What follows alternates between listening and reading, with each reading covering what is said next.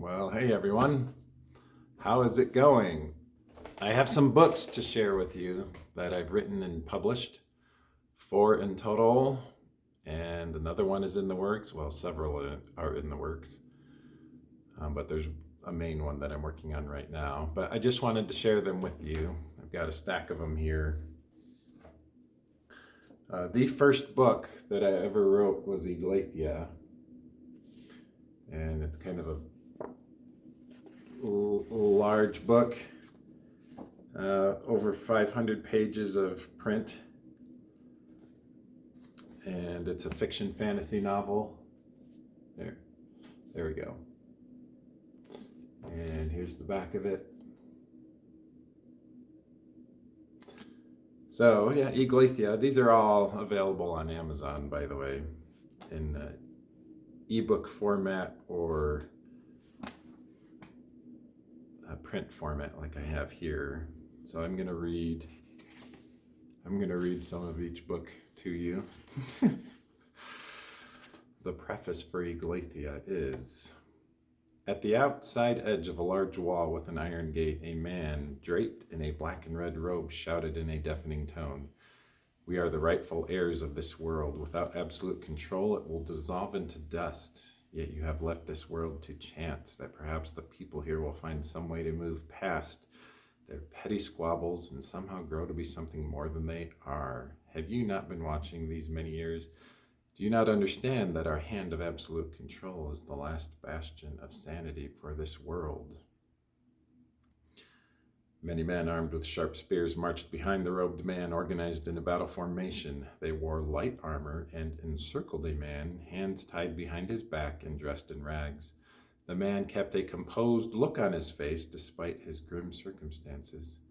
He confidently replied to the robed figure, "That which you choose not to see will always be elusive, my friend. Where growth is allowed, true prosperity lies.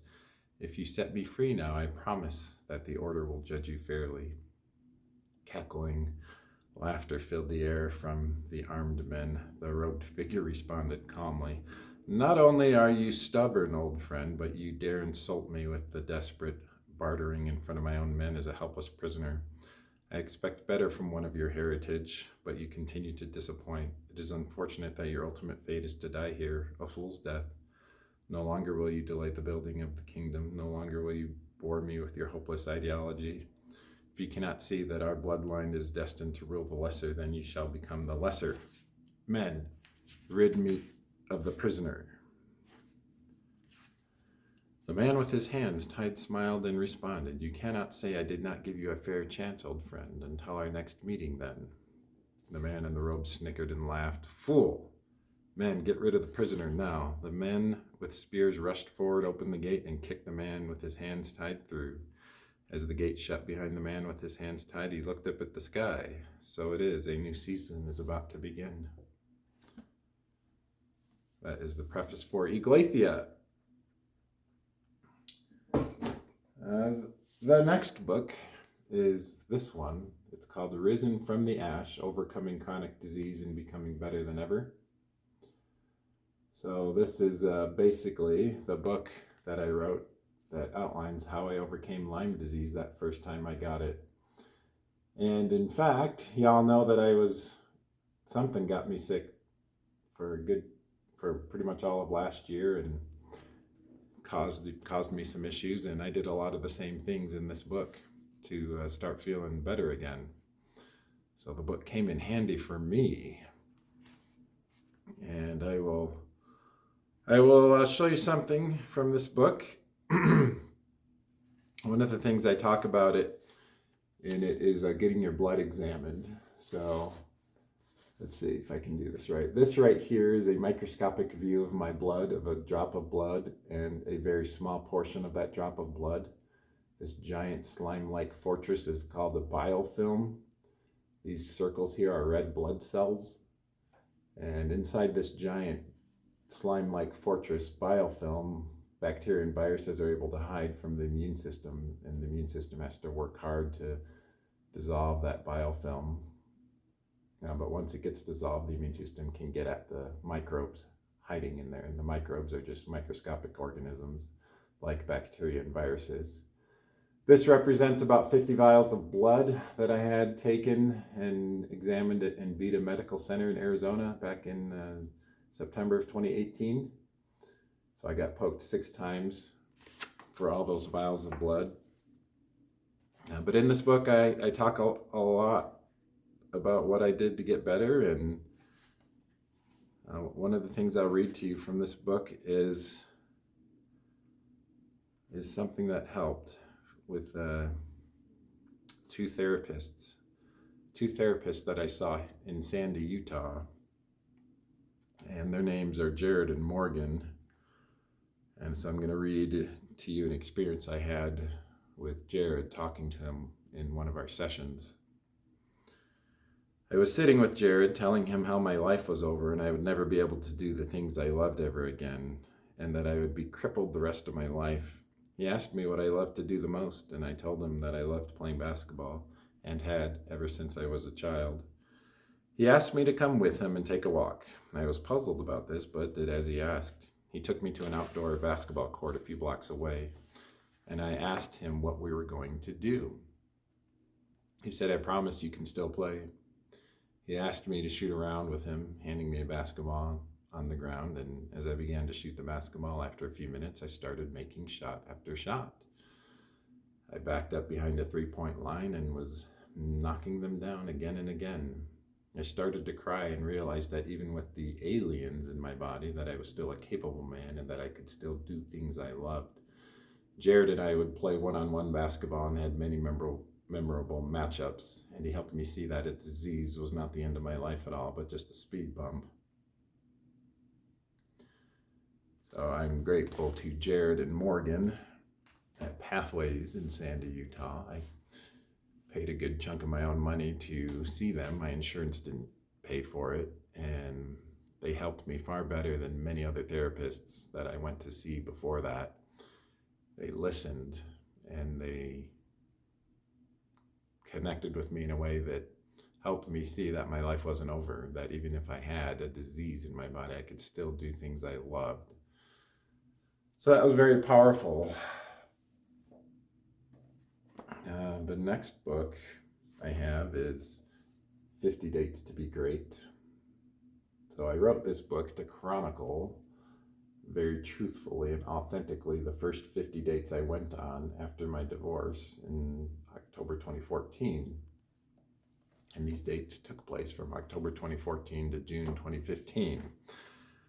It's a lot of dates in a short amount of time, but it was kind of like a machine gun approach for me to, for the first time in my life, get out and date and try to understand myself and the women of this world. And it turned out to kick off what I call my path of personal growth and discovery. If you have watched my channel for any significant amount of time, you will hear me talk about that.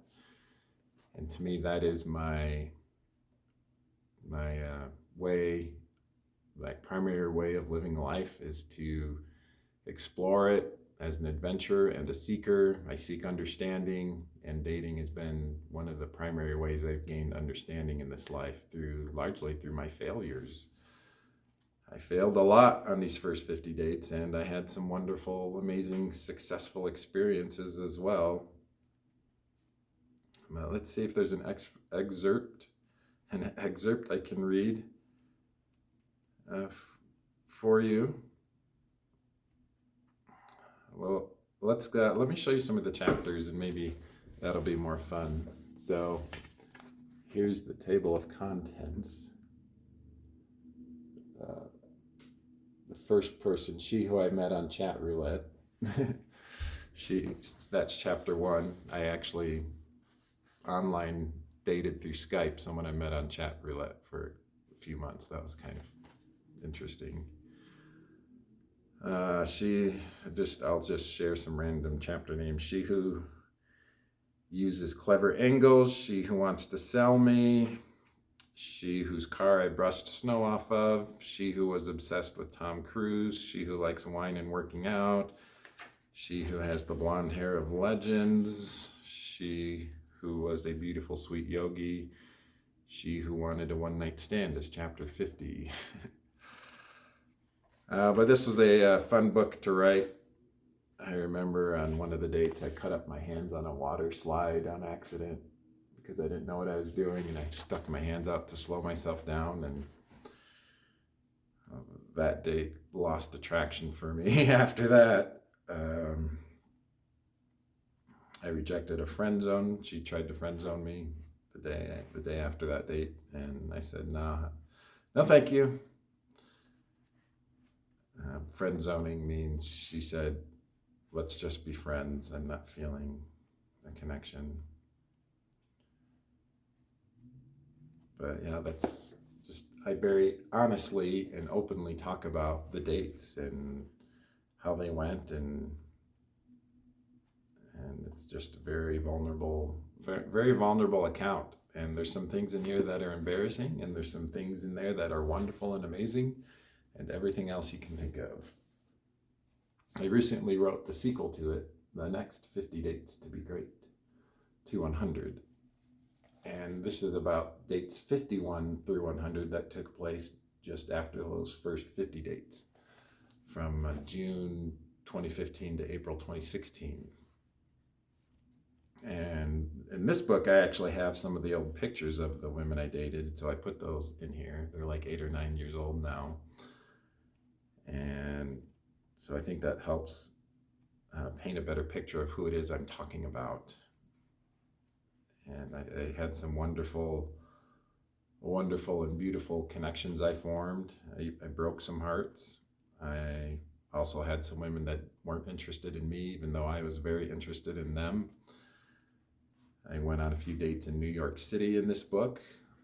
One date number 100 was with a woman who got me a CTO job interview, Chief Technology Officer job interview at a company, and said I came highly recommended. And she helped show me the power of that life is what you make it, that networking is important, and having good people in your life was important. And these were the pictures I used on the online dating apps for this book. It's kind of like my short little collage of pictures I used. I did a professional photo shoot, and I talk about rejections and failures, that it took hundreds, if not thousands, of attempts to even get those 50 dates. But some powerful connections. I wrote about the red thread of fate, so let's go to that. I'll talk about the red thread of fate. This is with one of the women that was a very powerful, strong connection. Even to this day, when I think about her, I think of this red thread of fate. There's been a few women in my past that there seems to just be some kind of mysterious connection that cannot be broken. So I remember this woman. She and I talked off and on until 2022, many years after I ended things with her, but she's an extremely potent connection from my past. We talked together about the red thread of fate between people you meet in life, and that red thread of fate is essentially this. The red thread of fate is an East Asian belief that originated in Chinese mythology. It is also known as the red thread of marriage. The belief is that an invisible red cord is tied around the fingers of people who are destined to meet each other. The cord can stretch or tangle, but it never breaks. So because I decided to start this path of personal growth and discovery, and to get out there and date and meet women, and in this book I actually met some women in person and through ways other than online dating. Meeting someone in person is what I would call cold approach, or cold approach pickup. It just means you talk to someone you don't know that you're interested in, and this is how it was done in the old days. And you talk to that person to see if there's a connection of some kind, to see if there's something that can happen. And I've been doing this off and on for like the last almost decade now. But those second 50 dates, I had a lot more learning and growth and more success. I kept track of some statistics and metrics that I put at the end of that book. And now I'm writing a new book after having gone, I stopped journaling about every date after date 100. So I don't have all the details of dates that happened after that, but there was another couple hundred roughly. I don't know the exact number. And so I'm kind of on a new adventure, I would call it, where I can only date someone if I do it not using an online dating app. I cannot use any online dating apps. So largely this means approaching women in person and talking to them, which is a very scary thing to do as a guy, because you just don't know what they might say. But there are little clues that make it easier if you pay attention, and that's a whole nother subject matter. But regardless, this experience has been pretty amazing so far. It has not even been a month. I've gone on 2 dates with women I met in person, and I'm writing about it. I'm writing about the experience of how difficult it is for me to go up to people I don't know and talk to them, and seeking to see if I can find a powerful and amazing connection, and kind of put a bow on my path of personal growth and discovery, and say, I think I'm gonna stop it, or at least I found someone that makes the path in that way end. I will never stop seeking growth and learning, of course, but that's the goal of it, is can I meet someone in person and form an incredible and powerful connection with them? And so we'll see what happens. But that's what I'm writing about now, and I don't know how long it'll take. It might take a few years because it's slower to do it this way. And when I did the online dating years and years ago, some weeks I had 7 dates in a week, and now it's been 2 dates in about 27 days or so, or 26 days. So that's a rate of about 24 a year. So that's about 2 years. So it's going to be a lot slower and more methodical and more deliberate this time. And I might even have to separate it into volumes, like for each set of 10 dates gets their own volume. But I'm writing about all the things I learned. I have had failures and successes in this new journey, in this new book I'm writing. Like one of my failures is not reading a person well enough. And I was out dancing, and I was talking to a woman, and I asked for her phone number, and she gave me a fake phone number, and I didn't read that she wasn't really, at least not at that moment, interested in that. And so I'm having to learn to read very carefully who I'm talking to, and seeing if I should take it further or just tell them it was nice to meet them. That's a hard one to gauge sometimes, but you don't really ever know unless you ask. So you kind of have to just take the leap, and if you want to get to know someone further, ask them for their phone number and see what they do and say. But yeah, I've had a couple dates. The dates were good, and we'll see where things go from there. There'll be more to share about it as time goes on. But I wanted to share these 4 books I've written with all of you.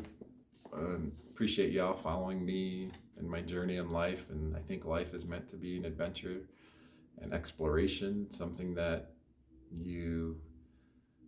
we get this one life, and make the most of it that you can.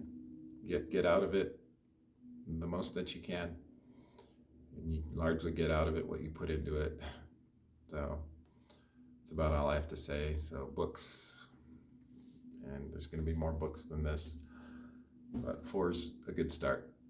And I wrote Egalathea like 13 or 14 years ago, but I just put it into print format recently. And the 50 Dates to Be Great I wrote, well, yeah, almost 9 years ago now, but the other 2 are more recent, even though the next 50 Dates to 100 happened about 8 years ago. Okay, thanks for letting me share all that. Appreciate y'all. Namaste. See you in the next video.